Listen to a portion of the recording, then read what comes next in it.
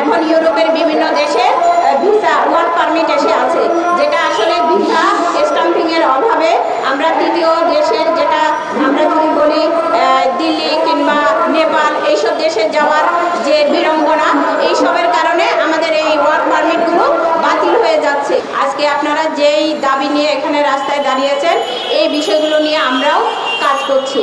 তো এই যে আপনারা, আমি ফেসবুক পেজে দেখেছি যে আপনারা এইরকম একটা আয়োজন করেছেন, আপনাদের যে সাংবাদিক সম্মেলন হয়েছে সেটারও আমি দেখেছি।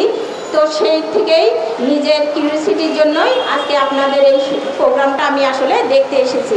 এখানে এসে বক্তব্য দিব বা আপনাদের সাথে আমি সংহতি জানাবো, এই ধরনের কোনো উদ্দেশ্য আমার ছিল না। শুধু আসলে ব্যক্তি উদ্যোগেই আমি আসলে এটা দেখতে এসেছি।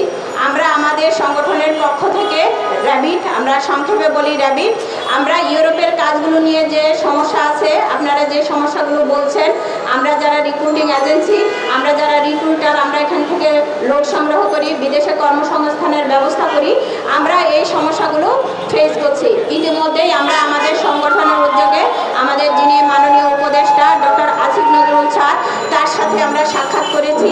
এই বিষয়গুলো নিয়ে, সমস্যাগুলো নিয়ে আমরা কথা বলেছি যে আমরা যদি ইউরোপের দিকে আমরা তাকাই, তাহলে ইউরোপে যেতে হলে যে প্রতিবন্ধকতাগুলো আছে তা ইতিমধ্যে দ্রুত সমাধান করা দরকার। আপনারা ইতিমধ্যে অবগত আছেন নিশ্চয় যে আমাদের দেশে প্রায় 30,000 এখন ইউরোপের বিভিন্ন দেশে ভিসা ওয়ার্ক পারমিট এসে আছে, যেটা আসলে ভিসা স্টাম্পিংয়ের অভাবে আমরা তৃতীয় দেশের, যেটা আমরা যদি বলি দিল্লি কিংবা নেপাল, এইসব দেশে যাওয়ার যে বিড়ম্বনা, এইসবের কারণে আমাদের এই ওয়ার্ক পারমিটগুলো বাতিল হয়ে যাচ্ছে। এইসব ওয়ার্ক পারমিট আমরা যারা সংগ্রহ করেছি, সেই সব রিক্রুটিং এজেন্সির মালিক, আমরা লক্ষ লক্ষ টাকা, কোটি কোটি টাকা আমরা লোকসানের সম্মুখীন হচ্ছি। তো আমাদেরকে মাননীয় উপদেষ্টা মহোদয় বলেছেন উনি এটা চেষ্টা করবেন। আমরা এটা প্রতিনিয়ত তাদের সাথে আমরা যোগাযোগ রক্ষা করে চলছি এবং এটা নিয়ে আমরা কাজ করছি।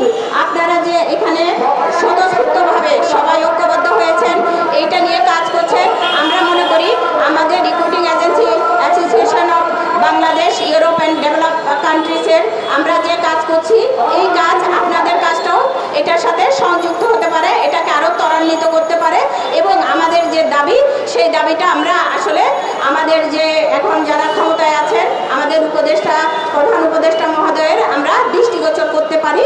সেই জন্য আমরা, আপনারা যেখানে ঐক্যবদ্ধ হয়েছেন, আপনাদের সবাইকে আমি আমার ব্যক্তিগত